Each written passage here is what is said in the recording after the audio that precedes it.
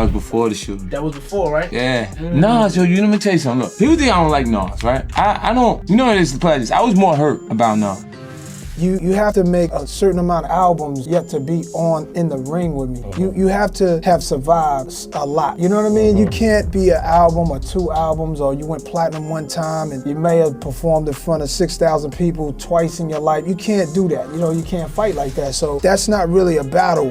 But there is spankings that I could do. You know what I'm saying? Like lyrical, verbal that I could do on some of you clowns. You know what I'm saying? And then Nas ended up doing the record. I wasn't mad that he did the record. I was mad that he didn't call me. You called me 3 times to ask me about Mega's girl. And then you didn't call me when you did the record though. You have 50 Cent and Nas, 2 kings from Queens, 2 goats of the game, and also 2 guys who used to murder other rappers when it came to rap beefs. The forgotten beef between these 2 titans wasn't just competitive, it was also personal, with 50 Cent even name-dropping Nas' wife at one point. He was hurt by me, by certain things he thought that I did were against him in certain ways that he didn't understand moves I was making. 50 and Nas shared a similarity in that they were both from Queens. 50's come up was rough to say the least. He started rapping in his cousin's basement before he signed to Jam Master Jay of Run DMC. Under Jam Master Jay, 50 learned how to make a song and write a melody, but his career wasn't progressing under the label, so he had to leave. My attorney, like I had already, originally I was signed to Jam Master Jay. Right. JMJ, and from Jay's touring schedule with Run DMC, I became so hectic that he wasn't able to focus on me. Right. So I moved on without him, and I was blessed with the opportunity of working with Corey Rooney. He got signed to Columbia Records, and this was when he got real close to an already established Nas, who was also on the label. Nas grew up in the Queensbridge housing project and 50 in Southside Jamaica, Queens. Nas blew up early. By the age of 20, Nas was already a major player. In 1994, he dropped his first album, Illmatic, which turned out to be a classic. By the end of 1999, he released 3 more albums, the last of which was Nostradamus. It was on the Nostradamus tour that Nas would generously offer to bring 50 with him. And even Tony Yayo was on that tour. 50 and Nas have an interesting history. 50 went on tour with Nas. I was there. Original. Nostradamus tour. I was on that tour. Exactly. Me, Jungle, Horse. This was the first tour 50 ever went on, so the opportunity Nas gave him was huge, considering 50 had no albums of his own at the time. 50 Cent did go on to shout out Nas in his diss track against Ja Rule, Your Life's on the Line.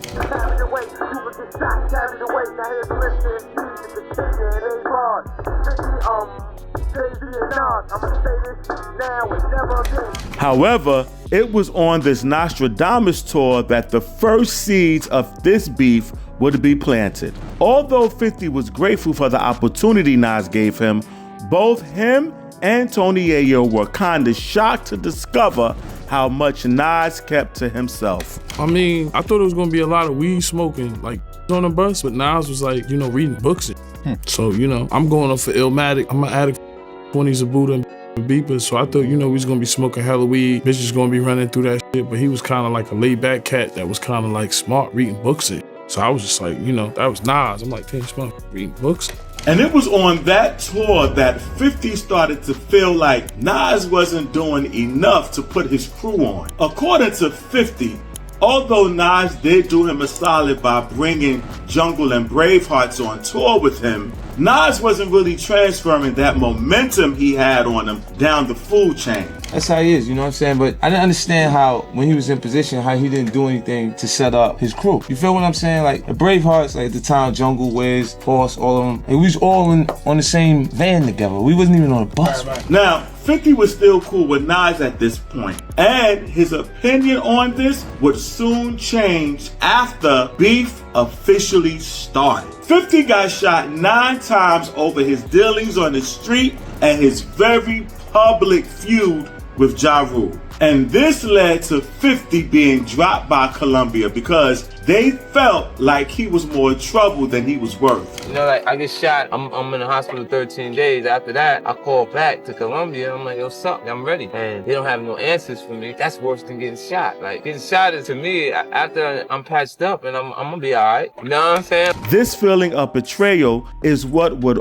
ultimately lead 50 to count his friends carefully and take loyalty very seriously. For the time being, Nas was still a friend, and they spent a lot of studio time together making joints like Who You Rap With and Too Hot that eventually ended up on 50's mixtape, Guess Who's Back, which was released in 2002. It's even heavily rumored that 50 Cent was in the studio when Nas recorded his scolding diss track Ether in 2001. But January of 2001 is also when the cracks began to show with 50 and Nas. 50 Cent managed to land a major feature on J-Lo's I'm Gonna Be Alright remix, but then Irv Gotti and Trackmasters conspired to take 50 off the record almost a year later and replace him with Nas. I was working with Jennifer. I did a remix on one of her joints, and then Irv started crying at Donnie and them and was like, yo, what are you going to do? This guy's exactly what he says he is on these records. You know what I mean? Why you want to do business? What happens when he gets mad and he does this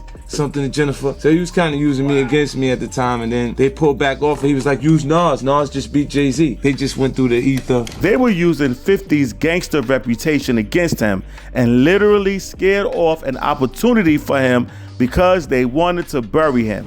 At this stage, Irv was in charge of Inc.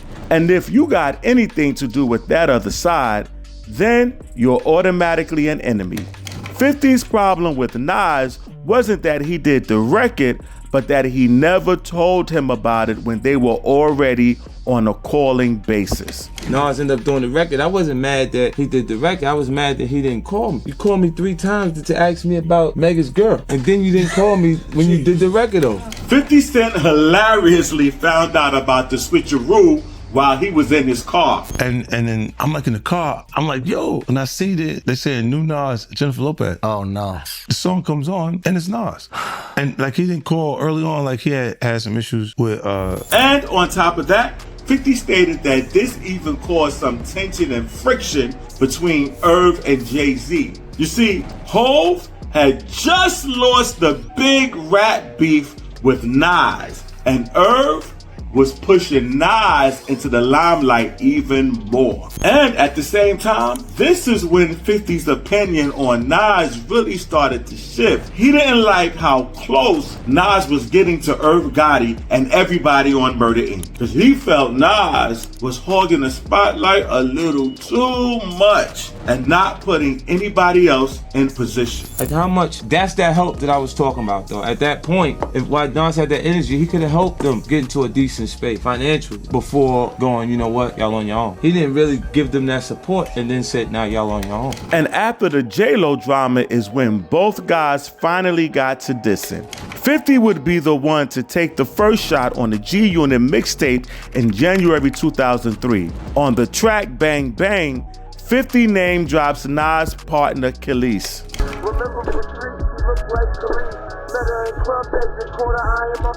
Then, 1 month later, when 50 dropped his record-breaking debut album Get Rich or Die Trying, there were a bunch of Easter eggs about Nas. The beat 50 used for his smash hit single Many Men was actually a Nas beat that 50 heard in one of his studio sessions with him back when they were working together. Also, the original version of the track, Back Down, had a scolding verse aimed at Nas, but Dr. Dre allegedly told 50 to focus the track solely on Ja Rule and Murder Inc. 50 also mentioned Nas on the track High All the Time.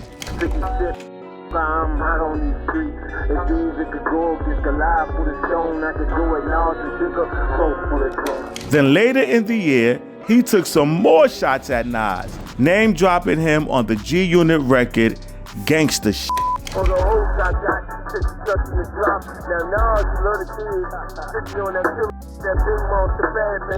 Nas would respond to these particular lines in an interview, basically saying 50 was doing all this for attention.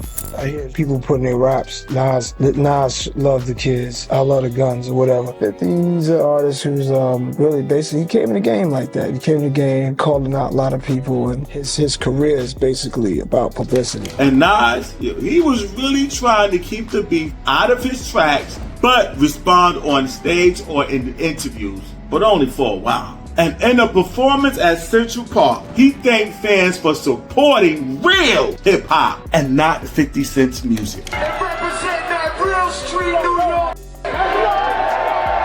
Not that fake. Not that 50 Cent. And then, later in that same year of 2004, we would get a direct call out from 50 to Nas in the Lloyd Banks track, Burying Bodies.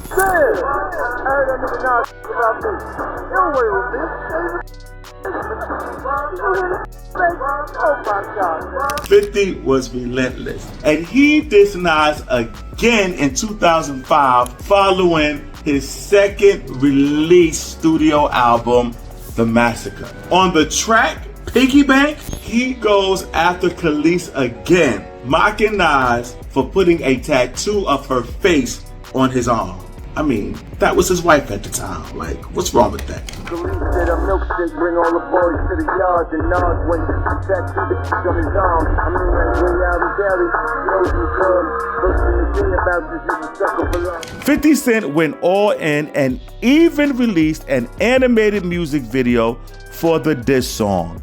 Nas then dropped some hints that he is gearing up to release a diss track on 50 in his live show in Paris. And he did follow up that threat with the record called Don't Body Yourself.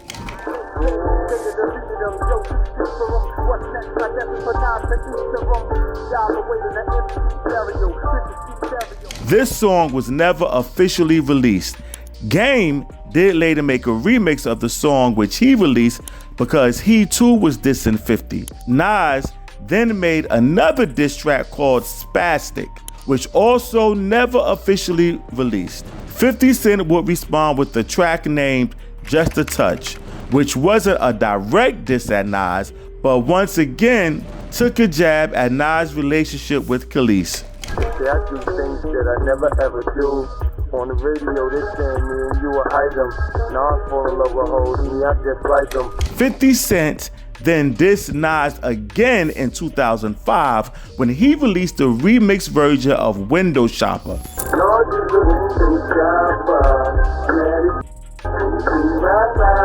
Nas did an interview with MTV.com, and when they asked about his unofficial diss track, Don't Body Yourself, he said, yeah, you know what's the crazy thing about it?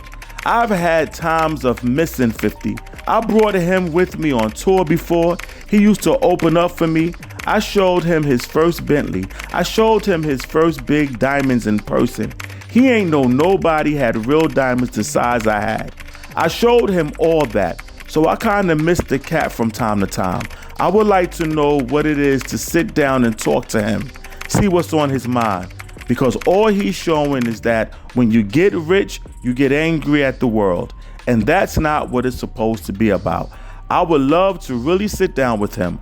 But on the rap side, we got things to finish. We got business. We got unfinished business. And when the interviewer told Nas that 50 called him a window shopper, Nas responded saying, how am I a window shopper? I showed him his first Bentley, his first real diamond ring, because, you know, he couldn't afford no real stuff back then. I was showing him the way to go. The G-Unit spinning chain is a replica of the QB chain. I was showing him that. If anybody is window shopping, it ain't me. All these dudes just started buying Bentleys. It seemed like Nas didn't want to give 50 any of the attention he thought 50 wanted. In 2006, when promoting his Hip Hop Is Dead project, he said he wanted to promote unity, not beef. He also said dudes gotta be in his weight class before he can diss him. But he ain't up to dishing out some spanking if he needs to. And truth be told, from the days of Pop to Jay to 50, you've always had that kind of spark in your career and you've always responded. On this album, is there any response to the recent disses that you've gotten from artists like 50 or Cam and Jim Jones and these guys? Are you gonna body a crew on this album? Nah. See, the stuff that I do say some things I'm struggling with. I'm trying to uplift the unity.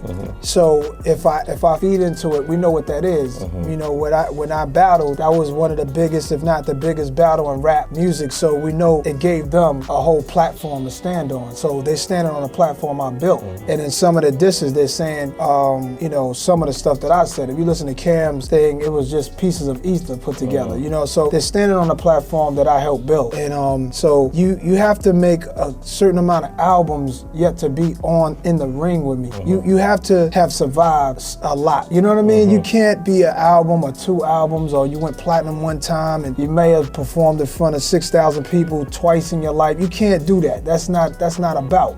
You gotta be, to get in the ring with me, you gotta be somebody in my weight class. You can't be, you know, you can't fight like that. So that's not really a battle.